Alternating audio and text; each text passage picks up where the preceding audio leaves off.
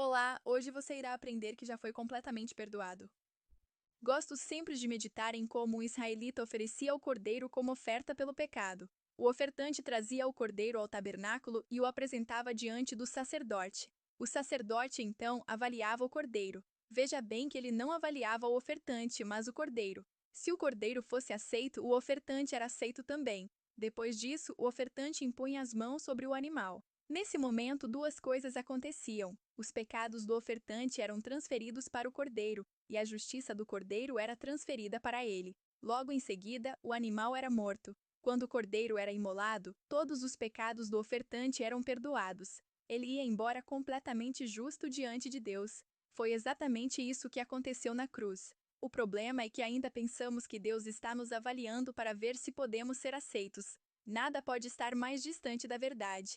Ele sempre olha para o Cordeiro, Jesus, e se o Cordeiro é aceito, nós somos aceitos também. Não é uma questão do quão bom você é, mas do quão bom é o Cordeiro. Os olhos de Deus estão sobre o Cordeiro e não sobre você. Se Jesus é o seu Cordeiro, então fique em paz, você está perdoado. O sentimento de acusação está na origem de todos os nossos problemas espirituais. O inimigo é chamado de acusador de nossos irmãos. Satanás significa acusador. Este é o seu principal trabalho. Ele aponta nossas faltas constantemente. Quando fazemos algo certo, não é certo o suficiente. Se fazemos algo bom, não é bom o suficiente. Se fazemos algo errado, ele nos lembra disso constantemente. Ele é aquele que nos acusa de dia e de noite. Tudo começa com a condenação. Uma vez que há condenação, vem a vergonha e culpa. Uma vez que há culpa, surgirá o medo e o medo vai gerar estresse. O estresse, por sua vez, vai gerar todo tipo de doença e depressão. A condenação é a raiz de onde se origina todos os nossos problemas emocionais, físicos e espirituais. Se subjugarmos a condenação, poderemos viver realmente como vencedores que reinam em vida. Muitos pensam que o problema é o pecado, e o pecado realmente é um problema, mas há algo mais profundo que o pecado, a lei. Paulo diz enfaticamente que a força do pecado é a lei. O aguilhão da morte é o pecado, e a força do pecado é a lei.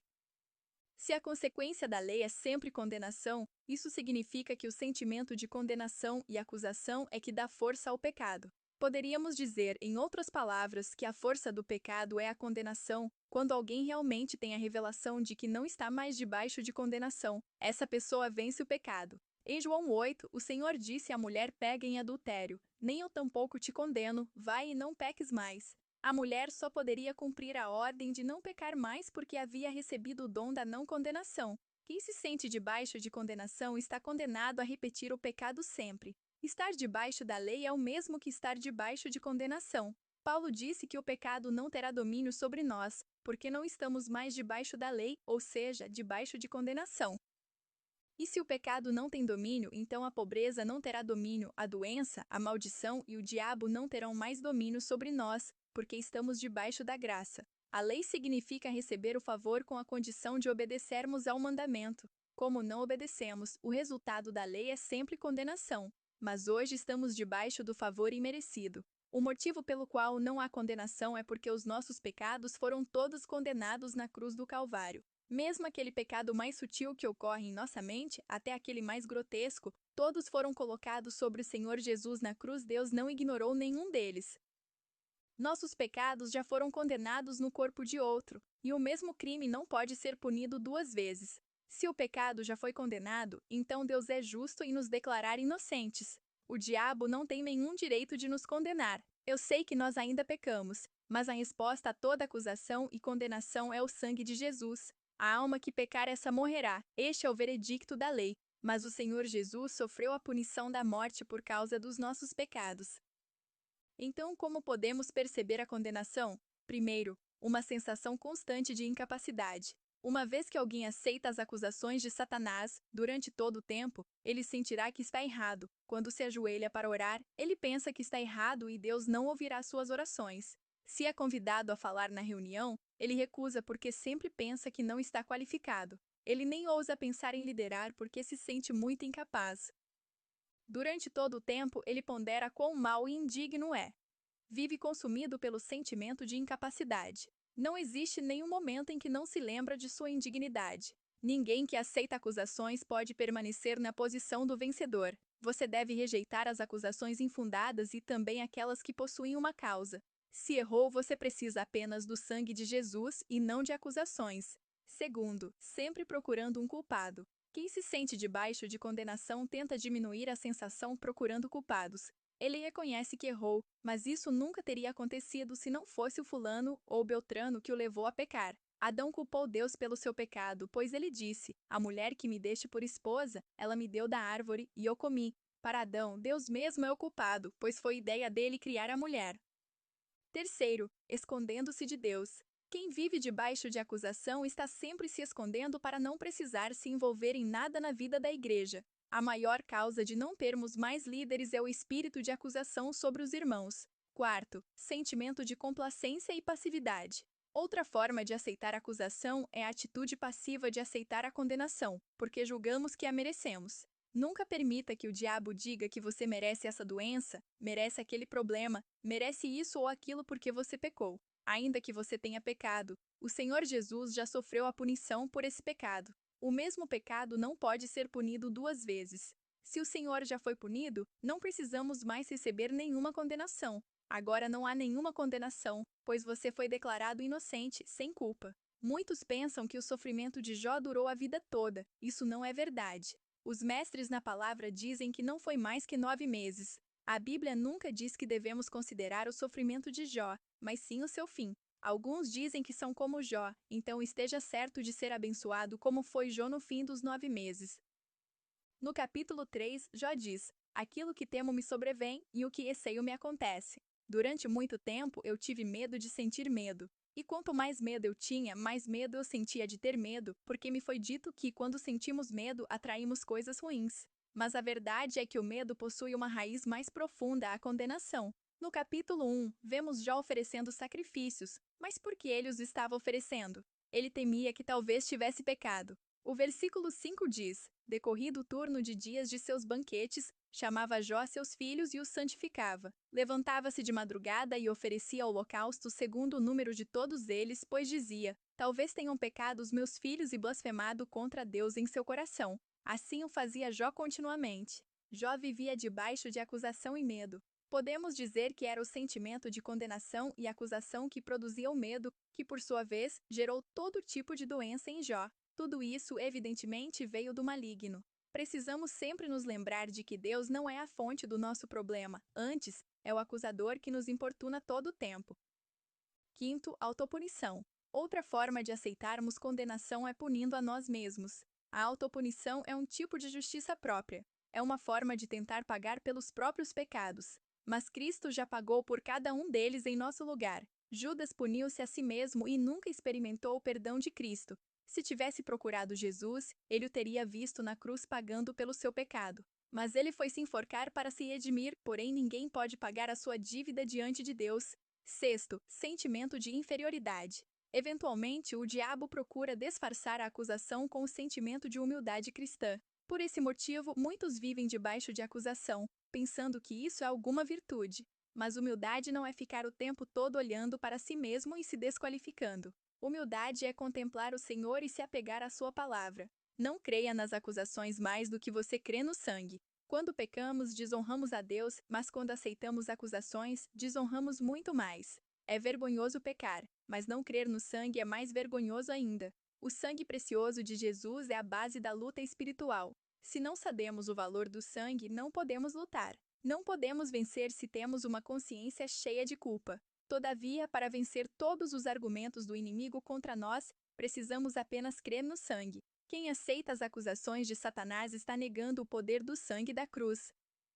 Nós não vencemos por causa de nosso mérito e nem porque temos crescido ou tido experiências. Nós vencemos por causa do sangue. Uma vez que você aceita o sangue, o poder de Satanás está anulado. Não confunda a condenação com o convencimento do Espírito Santo. Espírito Santo é o selo de Deus em nós. Selo significa segurança e garantia. Mas o Espírito Santo também é testemunha. A testemunha é aquela que fala do que tem visto e ouvido. Jesus disse claramente que o Espírito Santo viria para convencer, e não para condenar. Se você sente condenação, então esta não é uma obra do Espírito Santo. E ele veio para nos convencer de quê? Primeiro, convencer do pecado, do juízo e da justiça. João 16, 7-11 diz: Mas eu vos digo a verdade. Convém-vos que eu vá, porque se eu não for, o Consolador não virá para vós outros, se porém eu for, eu vô-lo enviarei. Quando ele vier, convencerá o mundo do pecado, da justiça e do juízo. Do pecado, porque não creem em mim, da justiça, porque vou para o Pai, e não me vereis mais. Do juízo, porque o príncipe deste mundo já está julgado. Em primeiro lugar, o Espírito convence do pecado. Veja que é pecado no singular, indicando a condição ou a natureza pecaminosa. Quando nós ainda não somos convertidos, o Espírito Santo nos convence de que somos pecadores e precisamos de um Salvador. Mas depois que nos convertemos, ele não fica nos incomodando e perturbando, mostrando os nossos pecados, no plural, o tempo todo. Ninguém consegue viver com alguém que constantemente está apontando os seus pecados. É difícil desfrutar da vida ao lado de um crítico que nos importuna o tempo todo. Nós fugimos de amigos que nos censuram e apontam nossos erros constantemente. Na verdade, nós nem nos aproximamos de tais pessoas. Mas aqueles que conseguem ver em nós virtudes que nem nós mesmos vemos são os melhores amigos. Na verdade, até nos apaixonamos por pessoas assim. Somos atraídos por pessoas que acreditam e veem potencial em nós. Este é o testificar do Espírito Santo, nosso amigo. Depois que nos convertemos, já não precisamos ser convencidos do pecado, mas agora precisamos ser convencidos de que somos justos em Cristo. Jesus disse que o Espírito nos convenceria da justiça, porque ele complementou com a expressão: porque eu vou para o Pai e não me vereis mais. Simplesmente porque, enquanto estava com os discípulos, eles podiam ver a sua face amorosa e os seus olhos de aceitação. Sabemos que o Senhor não aprova o pecado, mas quando os discípulos falhavam, eles podiam ver nos olhos do Senhor o perdão e a aceitação.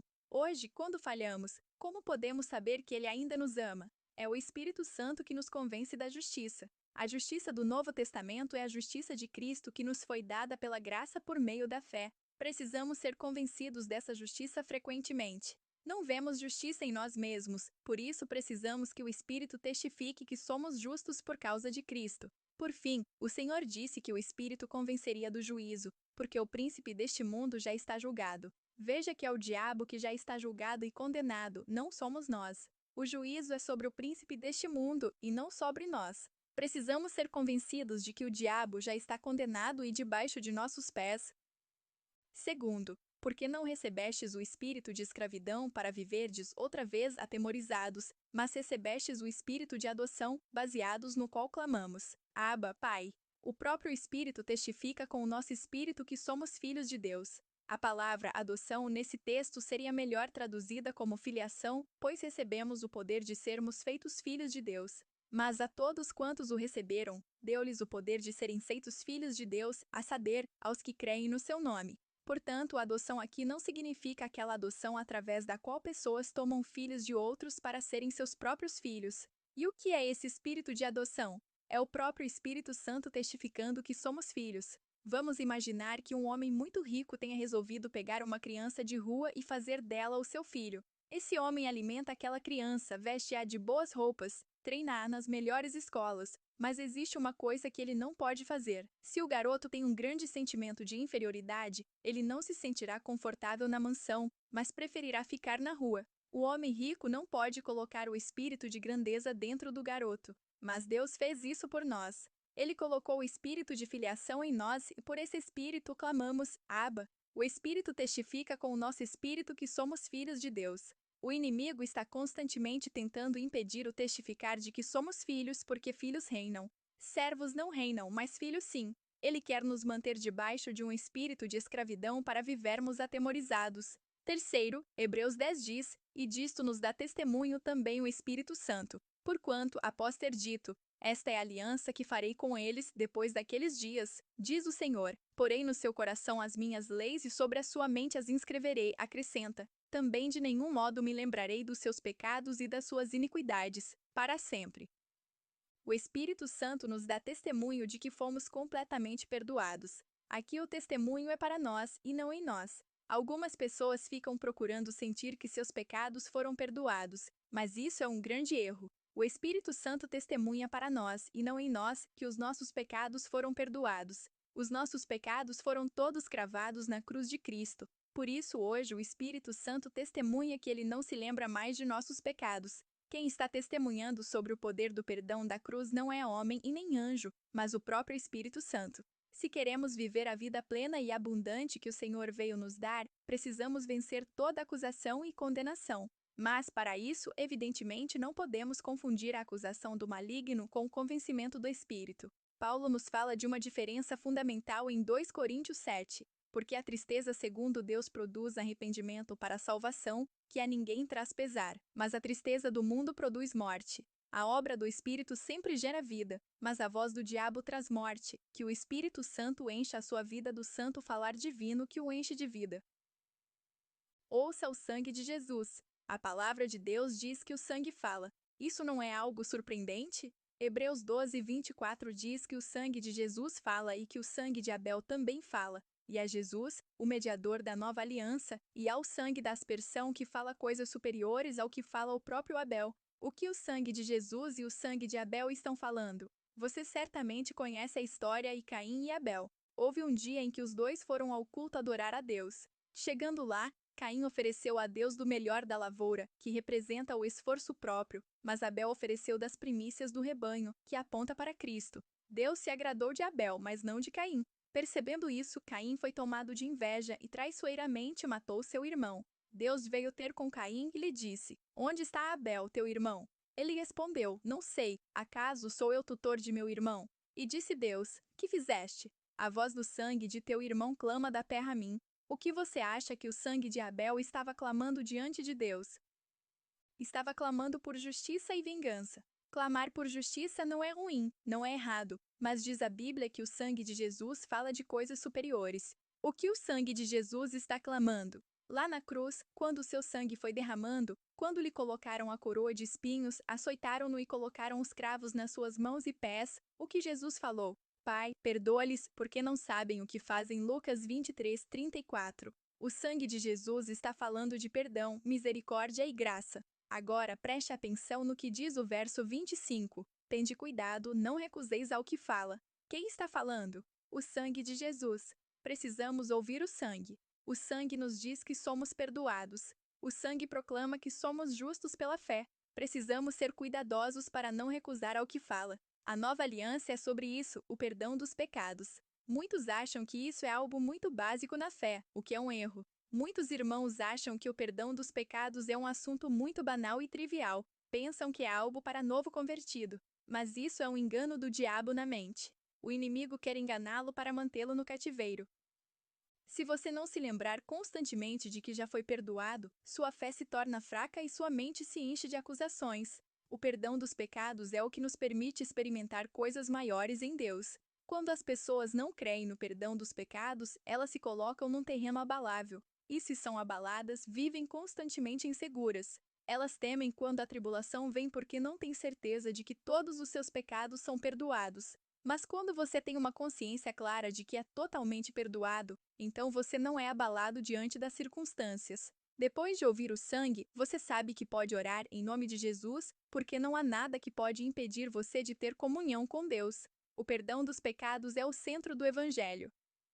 Não podemos recusar ouvir a voz que fala coisas superiores, porque se recusarmos ouvir essa voz, estaremos num terreno movediço e abalável. Quando você sabe que não há mais pecado entre você e Deus, você tem um terreno sólido para embasar a sua fé. A sua fé se torna inabalável. Precisamos ter clareza de que a nova aliança é sobre o perdão dos pecados. O Senhor nos mandou celebrar a ceia para nos lembrarmos dele e da nova aliança, mas o que vemos são pessoas se lembrando do pecado. E quanto mais se lembram do pecado, mais abaladas se sentem. Muitos acreditam que o perdão dos pecados é apenas a porta e que, depois de entrar por ela, devem aprender coisas mais elevadas profundas. O problema é que não existe nada maior que o perdão dos pecados. Não importa o nível de maturidade que alcancemos, nós sempre precisaremos nos lembrar do perdão dos pecados. Efésios 1:7 nos diz: no qual nele temos a redenção, pelo seu sangue, a remissão dos pecados, segundo a riqueza da sua graça. O perdão dos pecados gera fé. O perdão dos pecados não é somente o começo, mas é a fundação e a fonte, ou seja, a origem de todas as bênçãos. Pense um pouco nisso. O que o impede de ser curado? É porque acha que tem pecado não perdoado em sua vida. Você ainda pensa que a doença é um castigo divino. Por que não recebe resposta para aquele pedido de oração? Porque se sente indigno de receber, pois ainda pensa que há pecado em sua vida. Contudo, quando você tem consciência de perdão, você se torna inabalável. Jesus mandou que seus discípulos fossem pelo mundo pregando arrependimento para a remissão dos pecados. Quando as pessoas creem que seus pecados são perdoados, elas ganham fé para serem curadas, libertas, restauradas, enriquecidas e tudo mais de que precisarem. Esta é a fonte da nossa fé, o perdão dos pecados. O Evangelho de Marcos nos conta que, numa certa ocasião, Jesus estava numa casa em Cafarnaum e um grupo de amigos decidiu levar um paralítico para ser curado por ele. Porém, quando eles chegaram à casa, não podiam entrar por causa da grande aglomeração de pessoas ali para ouvi-lo. Então, tiveram uma ideia. Decidiram puxar o paralítico até o telhado, quebrar a laje e descê-lo diante de Jesus. Quando Jesus viu o paralítico descendo por cordas diante dele, disse: Filho, os teus pecados estão perdoados. Marcos 2,5. Não era exatamente aquilo que o paralítico esperava ouvir naquele dia. Ele queria ser curado. Então, por que o Senhor resolveu perdoar os seus pecados antes de curá-lo? Eu creio que a resposta está na maldição da lei.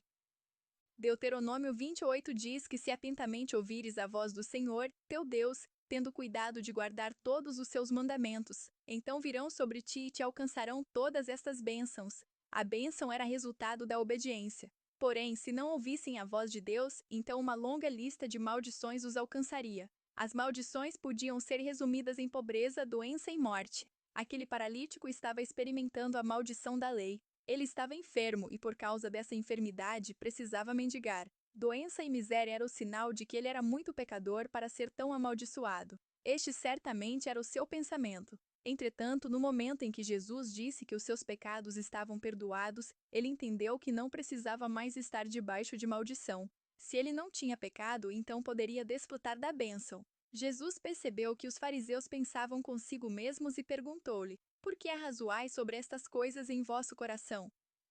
Qual é mais fácil? Dizer ao paralítico: Estão perdoados os teus pecados, ou dizer: Levanta-te, toma o teu leito e anda? Ora, para que saibais que o Filho do Homem tem sobre a terra autoridade para perdoar pecados, disse ao paralítico: Eu te mando, levanta-te, toma o teu leito e vai para a tua casa. A lógica de Jesus era bem simples. A maldição veio por causa do pecado. Se os pecados dele não estiverem perdoados, então ele não poderá andar, mas se o paralítico foi realmente perdoado, eu vou mandá-lo andar e ele terá de andar, pois já não há maldição do pecado na vida dele. Portanto, a prova de que o paralítico estava mesmo perdoado foi a cura instantânea. Aquele homem teve fé para ser curado porque primeiro ele creu que não tinha mais pecado. O perdão dos pecados foi o que lhe trouxe fé. O mesmo princípio se aplica hoje. Enquanto pensamos que ainda temos pecado diante de Deus, não temos fé para receber coisa alguma. Enquanto achamos que o nosso pecado não foi perdoado, não temos fé para pedir grandes coisas. Mas, no momento em que cremos no perdão, a fé e a ousadia invadem o nosso coração. O perdão dos pecados sempre vai gerar fé em nós. Nunca pense que se trata de um assunto pequeno. Trata-se antes do ponto mais importante da nova aliança. O que você deve pregar? Qual é a mensagem que vai transformar o mundo? Seria a visão de células? O discipulado? A mensagem que vai mudar o mundo é aquela que o Senhor mandou os discípulos pregarem. Lucas 24:47 diz: E que em seu nome se pregasse arrependimento para a remissão de pecados a todas as nações, começando de Jerusalém. Estas são as boas novas. Os nossos pecados já foram perdoados. Jesus já levou todos eles na cruz. Se você crer que é perdoado, você também vai ser curado, liberto, santificado, vai receber toda sorte de bênção. O perdão dos pecados gera amor, mas não é apenas a nossa fé que depende do perdão dos pecados. O Senhor Jesus também disse que aquele que é mais perdoado se ama mais. Nosso amor ao Senhor depende também do quanto entendemos que fomos perdoados. Em Lucas 7:36-50, na parábola dos dois devedores, onde compara o amor e a gratidão de duas pessoas a um credor que perdoou suas dívidas, Jesus está dizendo que o seu amor depende do quanto você foi perdoado. Todos nós fomos muito perdoados. O problema é que alguns não têm consciência do tamanho do perdão que receberam. O Senhor Jesus disse que aquele que é muito perdoado se ama mais. Simão, o fariseu, pensava que não tinha pecado, por isso tratava Jesus de forma indiferente, mas aquela mulher era pecadora. Na verdade, Jesus disse que ela tinha muito pecado, mas ela sabia que estava perdoada. Ela já havia sido perdoada pelo Senhor. Ela não estava ali para ser perdoada, mas porque havia sido perdoada. Não sabemos quem ela era, podia ser Maria Madalena ou a mulher pega em adultério em João 8, mas o fato é que ela amou o Senhor porque havia provado o perdão. E naquele dia, ela estava ali para adorar o Senhor. Na sua adoração, ela não tinha limites para o Senhor. Ela comprou um vaso de alabastro cheio de perfume. Nós sabemos que um uso desse custava 300 denários. Um denário era o salário de um dia de um trabalhador, portanto 300 era o salário de quase um ano de trabalho. Mas ela não achou demais aquele investimento porque foi muito perdoada. Ela lavou os pés do Senhor com as suas lágrimas e os enxugou com o próprio cabelo. Aquele que é muito perdoado torna-se extravagante em sua relação com o Senhor. Por outro lado, Jesus disse que Simão não lhe deu nem água para lavar os pés quando chegou ali, o que era parte da etiqueta em Israel, sempre que chegava um visitante. O anfitrião lhe dava água para lavar os pés e as mãos. Simão não fez isso e nem recebeu Jesus com um beijo, que também era usual em Israel. Mas a mulher não se cansava de fazer muito mais. A explicação de Jesus para aquilo era muito simples, ela foi muito perdoada, e quem é muito perdoado e se ama mais, tem mais compromisso. O seu nível de compromisso depende da sua percepção do perdão. Quem é muito perdoado não fica discutindo a respeito de dízimo. Porque ama tanto, não coloca limites em sua relação com o Senhor. Aquele que não tem consciência do quanto foi perdoado acha tudo difícil demais, a igreja cobra muito, o culto sempre passa da hora, a visão está destruindo a sua vida. Mas aquele que é muito perdoado não se importa de servir, ele quer encontrar mais ocasiões para expressar o seu amor e gratidão. Para ele, a igreja nunca pede demais, porque ele sempre está indo além. Quem acha que não pecou muito também não está disposto a servir muito, afinal não precisou de tanto perdão. Não está disposto a liderar muito, não está disposto a contribuir, porque tudo é visto como um exagero. O fariseu não tinha noção do seu pecado, por isso não valorizava o perdão. Infelizmente, há muitos assim em nosso meio. Não adianta cobrar compromisso de gente que nem sabe que foi perdoada, gente que nunca viu o próprio pecado.